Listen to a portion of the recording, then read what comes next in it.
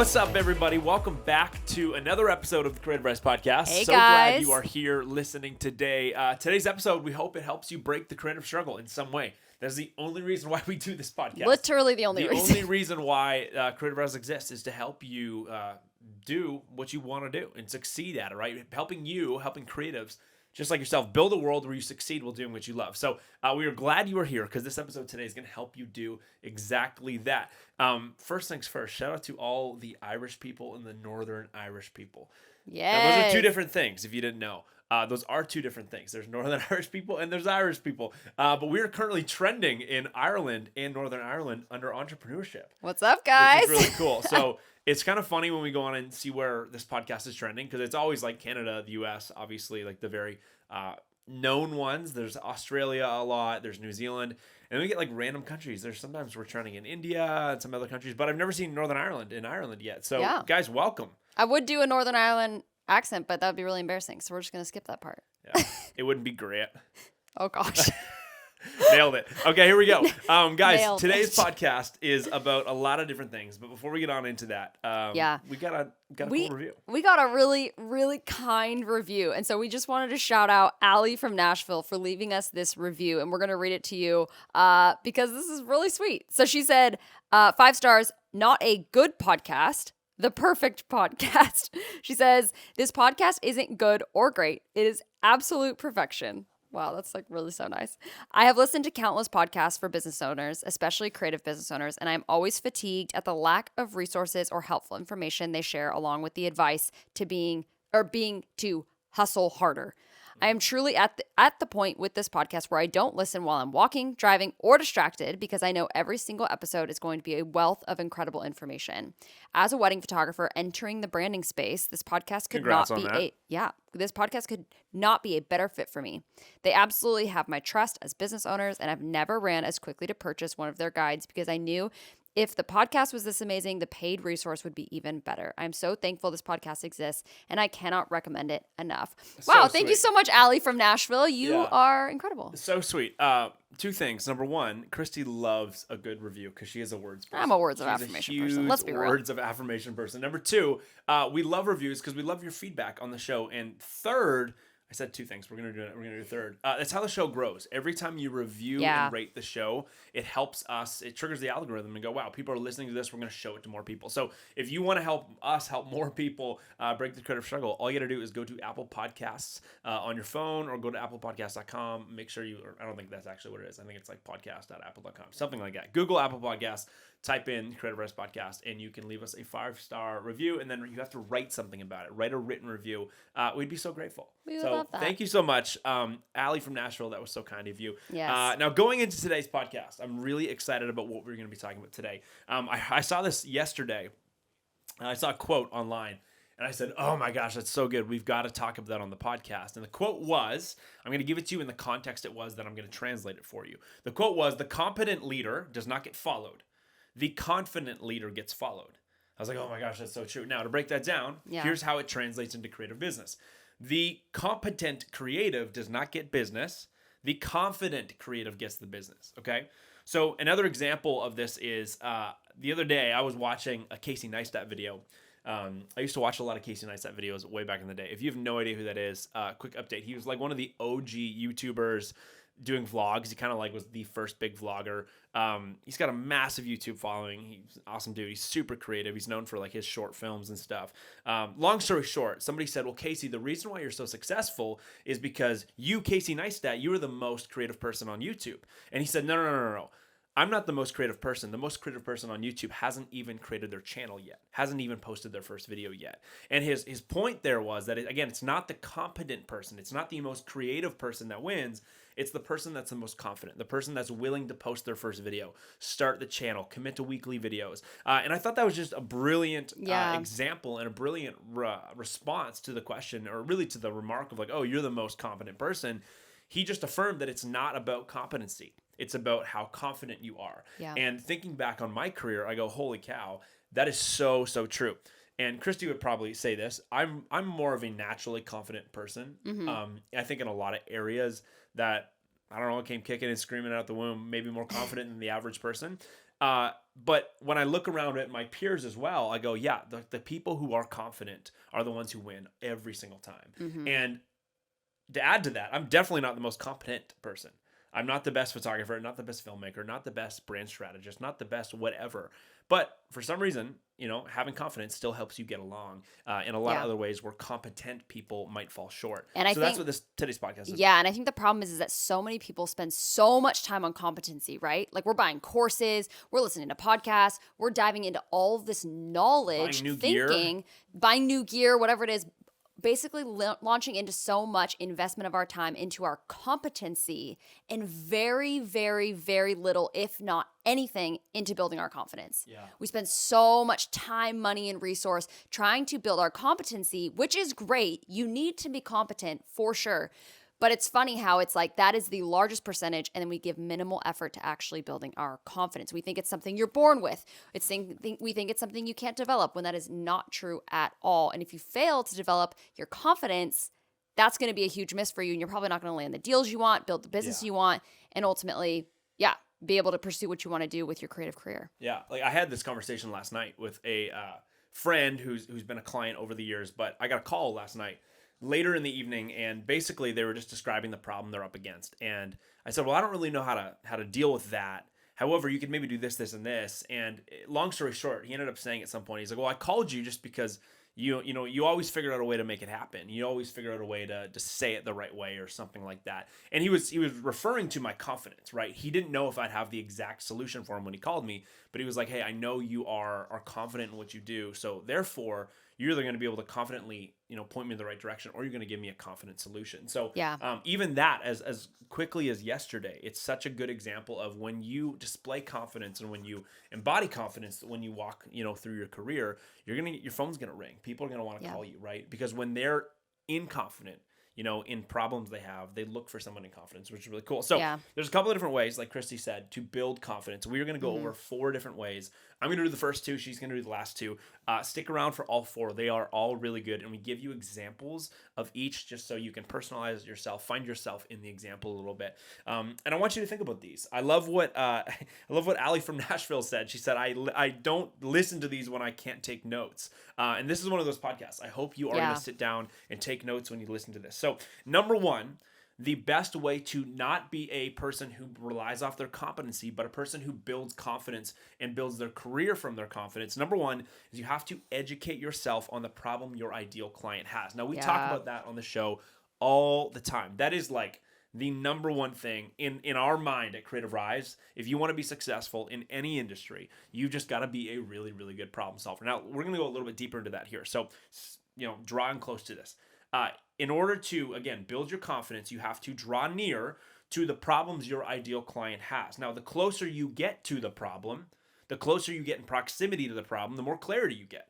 And the best part about clarity is the more clarity you have, the more confident you're going to be. If I think about times in my life where I'm not confident, it's probably because there's some kind of confusion around what I'm supposed to be doing. Right? Yeah. And I can remember even growing up, I've got learning disability. I got a processing disorder in the learning side of my brain. And so I sucked at writing tests because I have something in my brain where I'm wired that if I cannot answer a question, my brain cannot move to the next question. It's just weird. Yeah. It's something about how my brain's wired.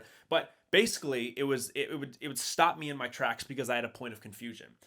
But if I was able to ask for help, draw near to the problem I was encountering, and I was to get clarity on it, I could then move on, right? And so take that, and I want you to think about that as I just said that. Where in your business are you lacking drawing near to the problem, and you're lacking actually being a confident business owner? Because again, you're faced with confusion. The closer you can get to that confusion and figure out why you're confused or why the problem doesn't feel clear that you're solving, the quicker you're going to get to clarity. Once you get that clarity, you're a lot more confident. So here's an example. You are a brand photographer. You want to learn, you want to draw near to the problem of where does a brand have lack, okay? That's a word that we've been using around here recently in the Creative Rise Mastermind on the podcast here, in some of the new resources we're giving you guys. I love the word lack. Like, draw close to the lack that a brand has. If you cannot figure out what they are lacking, whether it's say it's a quantity problem. They're lacking quantity of photos. Maybe they're lacking quality of photos. What is the lack? Draw near to that. Why are they lacking quality? Why are they lacking quantity? Maybe it's not either of those. Maybe it's a problem they are lacking trusting a creative. Maybe they've got great content. Maybe they've got a ton of content, but they constantly have to cycle through new creatives to help make content because they cannot find someone who is trusted, who can deliver on time, who's got a good plan for helping them achieve success, who's got good communication. That's a huge problem. If you're a brand photographer and you can knock all those boxes off, you are a great solution to a company's problem. But again, you'll never be confident in being that unless you understand they have that problem and you draw close to it, right? Make sense? Yeah. Cool. That's great. So here's another example before we move on to point number 2. I remember when I did brand therapy for the first time. Now, brand therapy is what my agency does now. It's a consulting service that we do with for-profit and nonprofit companies, organizations, and personal brands. Traditionally, in the space of if they're a nonprofit, they've got multiple 7-figure budgets and beyond, or if they are a personal brand or for-profit, they are also in the 7-figure plus range. So normally, these are decent-sized companies with decent-sized problems that we're trying to fix. Now, brand therapy just goes in to help them redesign and reimagine what their brand experience could be like in order to increase revenue and increase fulfillment internally for their team. So I remember the first time I did that, I was going into that going, man, I have no idea what I'm doing. I know what I'm doing, but I have no idea what I'm doing because I've never done it. Right. Yeah. And so there was a lack inside of me of confidence. And I was going, okay, how am I going to get confident before I do this? So I remember waking up in my hotel room. I was like, I just need to go sit in a coffee shop for 2.5 hours before I need to be at that person's house in front of their whole team. The whole team was going to be at their house. And I was going to have to lead them through this experience and help them solve some really big business challenges that were going to increase their revenue and fulfillment. So what I did was I went, okay, I'm not going to get confident knowing that I've done this before because I haven't done it before.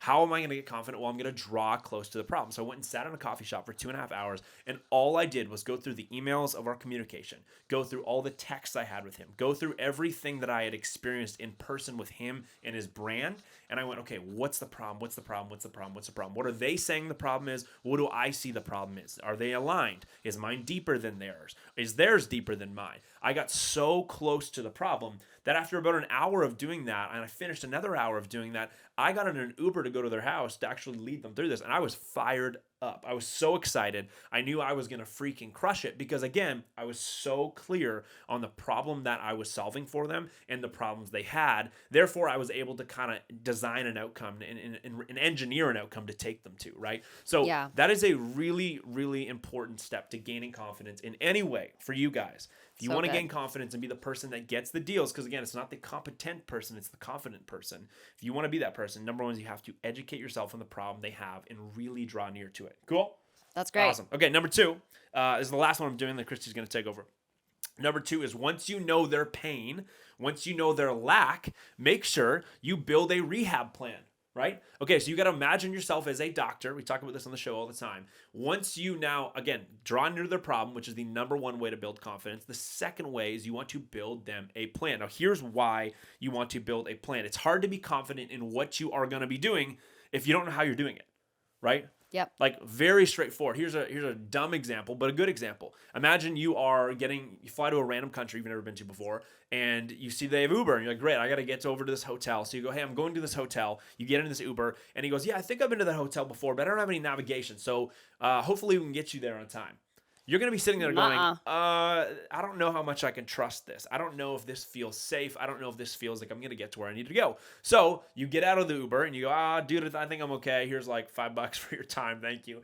And then you get another Uber and you say, hey, I'm going to this location. They go, awesome. I haven't actually been there before, but I've got a nav system. Let me punch it in right here. Oh yeah, boom. I see it there. It's 19 minutes away. You'll be there in about 20 minutes. So enjoy your ride. Thank you for picking me for your Uber. You're going to sit in the back of that Uber going, man, this feels so much better because they have a plan. Yeah. They understood my pain, which was not being able to get to where I want to go, and they've created a plan to help get me there, right? That is so, so important. So building a plan of action allows you to forecast what may go wrong and how you will reverse engineer the success, for your clients.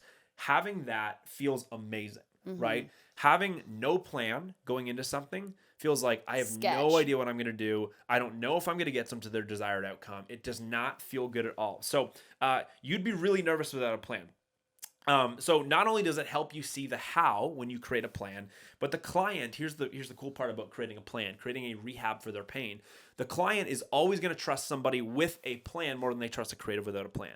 I would way rather hire a creative who's never done what I'm talking about, getting done. Like, let's say I needed something to get edited video wise. He's never done that for me before, but he's got a really good plan. He's like, hey, here's step 1 through 4 and how I'm going to get you there. I'd way rather hire that person over someone who looks super unorganized, has no plan of how they're going to help me get my desired outcome, but has told me they've worked with 100 clients before. It's because, again, I'm putting more risk on that person. I can trust the person with a plan. So you really, really want to have a plan, right? So again, not only does it help you understand the how, but it also helps your client trust you. The clearer the plan is, the easier it is to trust it, okay? So here's an example of a plan. Let's say you are a social media manager. This is a quick plan I wrote. Obviously, this is pretty broad. You can really, really dive into this, but this is a great second step in building confidence at any point in your services, at any point in any relationship with a client, at any point when you feel you need to build confidence. So you're a social media manager. Your plan can be this. Number 1, I'm going to book a discovery call with them. Number 2, we then build your unique social media content calendar. So Monday to Friday, every Monday, Wednesday, Friday, we're going to post a reel. We're going to post a carousel on Tuesday, and Thursday. Like, you build out a plan that you can then follow in order to get them to where they want to go, right? And here's the thing. You do not build out a plan based on what you think should happen, based on your own desire. So it's not, oh, I'm going to create this type of thing because that's what I feel creatively fulfilled doing. It's no, you're building out a plan based on what is going to get them the quickest and with the most depth to the solution that they need for their pain, right? That is what you do. When you go to get surgery from a doctor, they don't go, oh, you broke your ankle, you need ankle surgery, but I really love back surgery. So we're going to start with one of those. Yeah. And then we'll see if we can get to your ankle. No, you go, hey, this is your problem. Based on that problem, here's the plan I have to build you. We're going to do an ankle surgery. It's going to be this many months of rehab. Here's how it's going to work, right? So you've got to make sure your plan is specific to the pain they are experiencing. So that's number 2. Number 3 is your content gets organized and posted. Okay, so number 1, book a discovery call. Number 2, we build your unique social calendar. Number 3, your content gets organized. We organize it for you. Then we post it for you. And then number 4, we meet weekly for 25 minutes to discuss improving your content based on the data we are attracting and detracting from our social platforms, right? So we're going to consistently improve what you're doing, right? So this isn't just we do it once and then it's done. That is a great plan for a social media manager. If you were a social media manager and you had no plan before, all of a sudden you look at those 4 steps, you're going to be a lot more confident going into a relationship or even just selling yourself as a service. For sure. Because you have a plan that's going to help a client get to their desired outcome. So building a plan gives you a how. Having a how builds confidence. Yeah, I think number 2 is so important. One of the most successful people I never knew says the 5 Ps. Prior planning prevents poor performance. Now that's a mouthful, but it's so true. Like, anytime, and I was definitely born not as a naturally confident person like Joey was. Like, I've spent my whole life building confidence to be able to be where I am today and do the things that I want to do. And so that was so helpful for me because if you can plan so well before something that you're nervous about, you're going to do it so much better. You can be so much more confident at it. 100%. So number 2 is so good. Do not miss out on that. Number 3, after you have your plan, is focus on creating opportunities to use your plan. And this is where I want to say, focus on the word creating. Too many creatives sit around waiting for opportunities to come by them, right? They wait for the inquiry to drop in their box. They wait for somebody to magically show up that is just going to be the perfect connection in the job that they want to do. They wait for someone to ask them if they can produce and do the plan that they want to use. No, go out and create it. No matter what industry you're in, you can go and do this. And this is why it's so good for building confidence. Think about when you're jumping off a cliff. Joey's very familiar with doing this. And he's also very familiar with getting me to jump off of cliffs. And when you're going to go jump off a cliff, the longer you wait, the harder it is to jump. Yeah. This happens every single time. If you stand up there for too long, you psych yourself out. So as soon as your plan is done, go out and create opportunities to be able to use your plan, because repeat action builds confidence. So the more you can use the plan, the more confident you're going to become.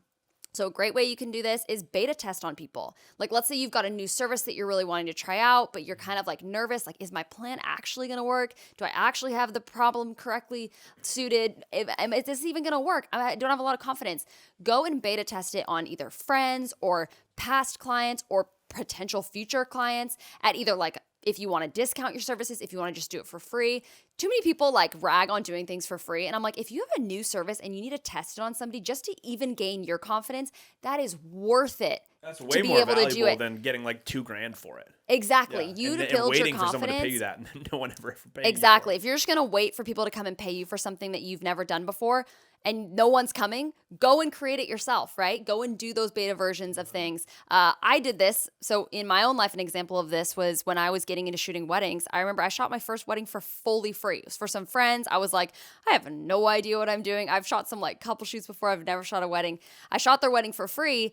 And I remember not being able to sleep the night before. Like I was so nervous, out of my mind. And I was like, oh my gosh, am I going to be able to pull this off? Like I've got my shot list, I've got my plan, but am I going to actually be able to do this? Am I going to miss the first kiss? Like that was just like the thing that I constantly thought throughout the entire day. And then fast forward 5 years of shooting weddings full time. By the end, I'm like, I'm the most confident in something I've ever been. I've done this a million times. I know exactly what to do and I feel crazy confident because I created opportunities to be able to put that plan in place and therefore repeat action then created confidence. So that is number 3 is focus on creating opportunities to use your plan. Number 4, our last tip for creating confidence in yourself is to, and this is our favorite, borrow confidence.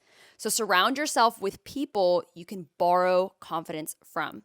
So what does borrowing confidence actually mean when it comes to people? Think about it like you're at the gym and you have someone who's being a spotter for you. Like let's say you're lifting these huge weights and you've been doing it by yourself and you kind of go like low reps or low weight. And then all of a sudden you're like, you know what? I want to go for the next one. And I have to like pull it over my head. I mean, I've never done it like that. The one where you like, what's it called when you like put it over your head?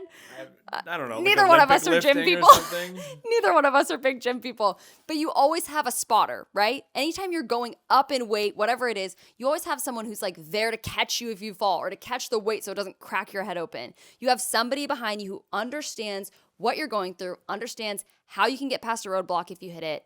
And that gives you so much confidence. So find spotters for you. Find people who are also in the creative industry, someone who gets it, maybe someone else who's an entrepreneur, who understands what you're going through, who you can share with and borrow confidence from so you can start doing things you've never done before because you have somebody spotting you from behind. And that's what we are really experiencing right now as we're in our first week of our 6-week mastermind. We have so pumped. We have 37 people in this round, which is the biggest round we've ever had. And 35 businesses. 35 businesses, 37 So people. cool. And it is so much fun watching people already, even in day 2, right?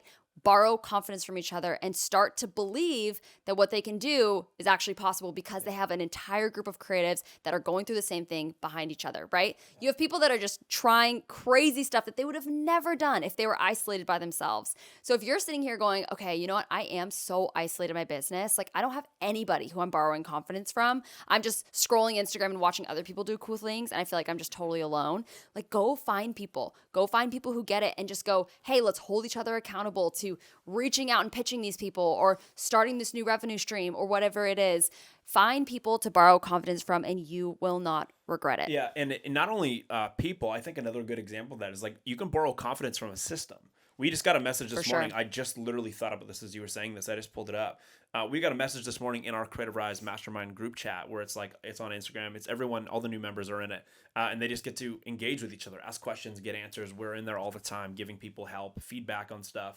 But somebody said this morning, new member, they just got the modules for week 1. They're all going through it. He said, guys, I'm going through money route right now and breaking the numbers down this way is making me realize how freaking achievable my money goals are. I love that. That is a message of confidence, right? Yes. And what I hear in that is I'm going, oh, you're borrowing or you're getting confidence from a system we're giving you. We're giving you a system called Money Route, which helps you break down your financial goals for the next 6 months, the next 12 months and 2 years.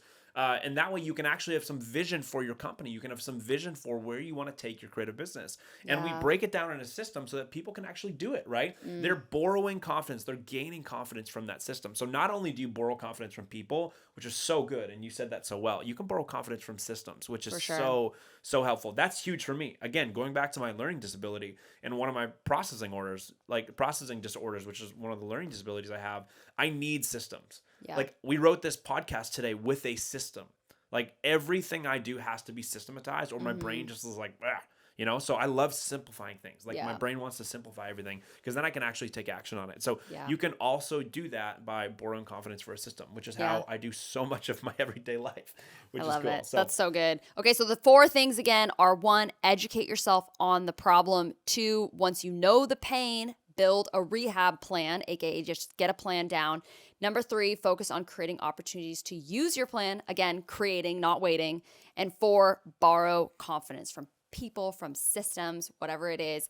Borrow confidence so that you can have a support system behind you, helping you get to where you would never be able to go by yourself. Totally. And guys, again, the quote of the day, it's not the competent creative who wins, it's the confident creative who wins. So take that, write that down, put it on your freaking ceiling above your bed. Tattoo it on yourself. Oh my gosh. Tattoo it with the Creative Rise logo, and we will do something extraordinary for you.